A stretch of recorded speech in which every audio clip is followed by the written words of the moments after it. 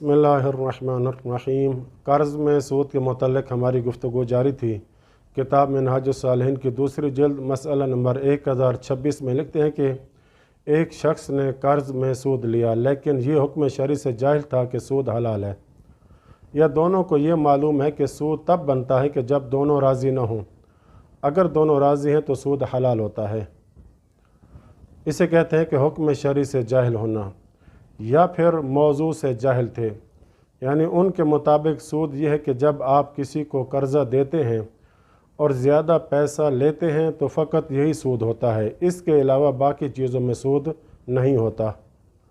तो लिहाजा जिस शख्स ने कर्ज़ में सूद लिया यानी ज़्यादा पैसे लिए, ये शख्स हुक्म शरई से जाहिल हो या मौजू से जाहिल हो। इसके बाद में इस शख्स के असल सूरत हाल सामने आ जाती है, यानी हुक्म शरई को जान लेता है। तो बस अगर ये तौबा कर ले, यानी आइंदा ऐसा काम सूद वाला नहीं करूँगा, तो फिर इस सूरत में उसके लिए हलाल हो जाएगा वो सूद कि जो उसने जहालत की हालत में लिया था, और उस शख्स पर वाजिब हो जाएगा कि बाद में तर्क करे न ले।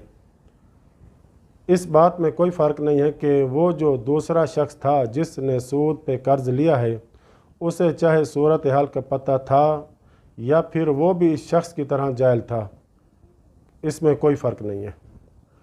अब इसके बाद मसला नंबर 1027 में लिखते हैं कि अगर एक शख्स को मीरास में एक ऐसा माल मिलता है जिसमें सूद का माल शामिल था।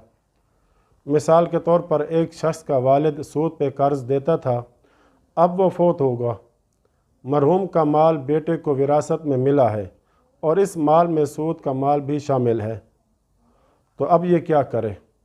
फरमाते हैं कि अगर तो वो माल मखलूत हो चुका है माल हलाल में और माल भी मुअय्यन नहीं है, मिकदार का कुछ भी पता नहीं है, तो फिर इस सूरत में इस पर कोई चीज़ वाजिब नहीं है।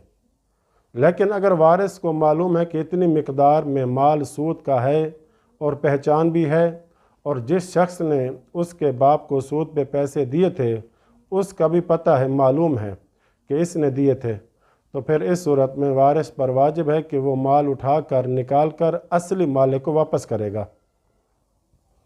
और अगर वारिस माल के मालिक को न जानता हो, न पहचानता हो, तो फिर इस सूरत में इस माल का उस तरह मामला करेगा जिस माल का मालिक मजहूल होता है। मजहूल मालिक के हवाले से क्या होता है, वो ये कि पैसा उठाकर मालिक की तरफ से सदका कर दिया जाता है, तो ये सारा पैसा सदका कर देगा। वसल्लल्लाहु अला मुहम्मद व अहले बैतिही।